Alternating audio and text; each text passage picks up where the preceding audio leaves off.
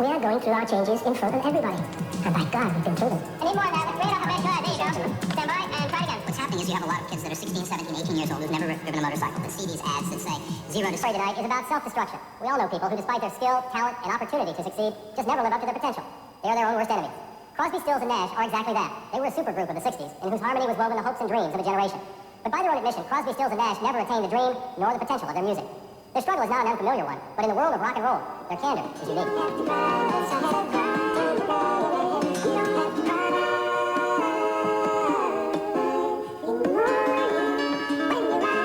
A poor kid from England was determined to stay out of the local foundry where his father worked. He was once perceived as the least gifted. Now he's the group's driving force. David Crosby, the son of a Hollywood cinematographer, had it all as a kid, but robbed houses for excitement. Crosby is considered the innovator. Stephen Stills' family was always on the move, and that left him independent and an outsider. All agree that he is the most talented musician. Their voices first melded in this song in 1968. When I first sang with David and Stephen, my life changed dramatically. I've been grinning about it ever since. I will never forget that. I know how good we can be. I know what a responsibility we have to whatever muse up there around gave us that moment and gave us that ability to sound like that. I will settle for nothing less. I think every artist has a responsibility to reflect the times that he lives in and the problems that face him. In the 1960s and early 70s, Crosby, Stills, and Nash not only reflected the times, they were part of them, acting as troubadours, carrying the news to a troubled generation.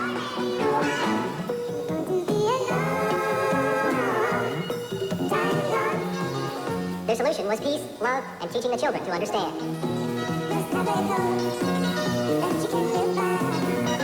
But this peaceful world of happiness and equality, which flowed from their harmony, was something they could never find off stage. Instead, there have been years of turmoil and overblown egos. Stephen has never thought that we were equal. For many years, I thought that me and David were treated as Stephen's backup singers.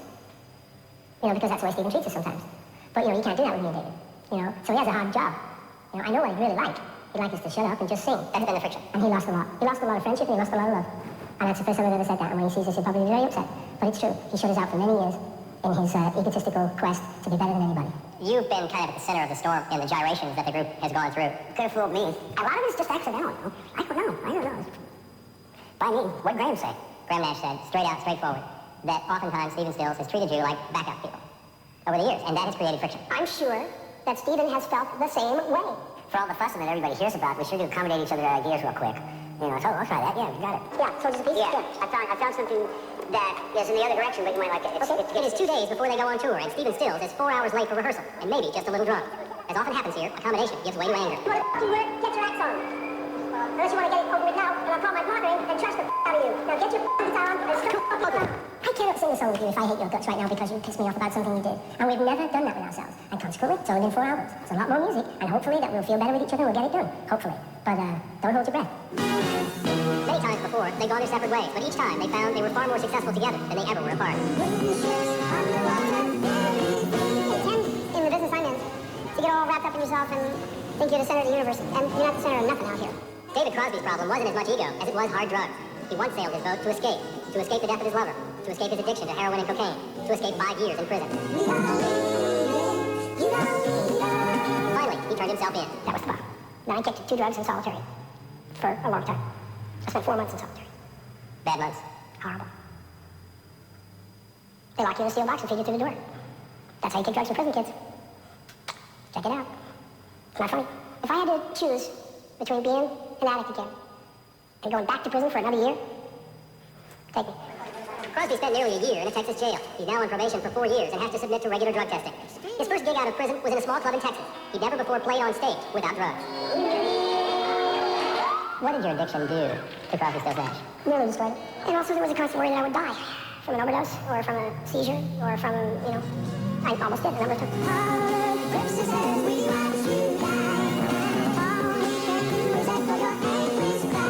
There were times when he was that bad, when I didn't think he'd make it to a show. Yep. And I wondered, you know, in my insatiable quest for music, whether I had the right to demand one more song out of him, you know. I went through a lot of personal trauma about it all. You were trying at the time to get him off drugs. Mm-hmm. On the other hand, on performance day, you had to turn your head because you knew if he didn't have the drugs, he couldn't perform. He was your bread and butter. I mean, for the group. Yep. Right. It's a drag, isn't it? But you're right. There were times when we said, we're not going to go on tour. Then David would say, okay, then I'll go in and I'll be clean for the tour. And then David doesn't get clean. Now you're facing major lawsuits on a massive scale. You're talking millions of dollars. And then you go, now what do we do? But as his friend, what should I have done? Kept the music from him as well? My friendship, my love, and the music? I couldn't do it. I love music. I kept it real important. But anybody that tells you you can do it and do drugs, send them to me. I'll talk to them. It's just bull. It's not true. It took you 20 years to figure that out. Yeah.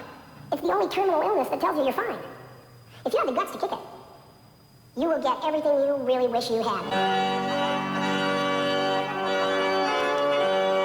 For Crosby, that was his marriage to Jan Dance last May. His closest friend, Nash, joined him, renewing his vows of 10 years to his wife, Susan. It had the look of a new era for the group, a peaceful day with no drugs and no alcohol, except maybe for Stephen Stills. With Crosby playing it straight, that's become an explosive issue.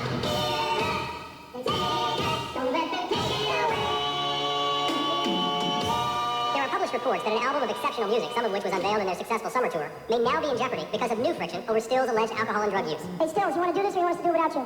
What? It's widely talked about What is? that Stephen has an alcohol problem, that he has a drug problem. What are you going to say next? Does that hurt the band? Sure. You're turning it now? You know what? Me being straight hurts the band. Because Stephen doesn't like it. David, having had the courage to go right to the edge of death and come back, hurts the band because Stephen doesn't like that, because it threatens him, because Stephen knows that he may have to do the same, and Stephen doesn't know whether he can. I think he can. I mean, everybody says that, everybody should quit drinking and everything, and I'm just, I'm saying no, man. I really love fine wine and good scotch, and that's the end of that. And your background, I mean, you aren't exactly known as a teetotaler. I like to party, all right? Right. David says now that he really sees that drugs and alcohol really have a negative effect on everybody's creativity. You buy that? A lot of great writers drank, and some to excess.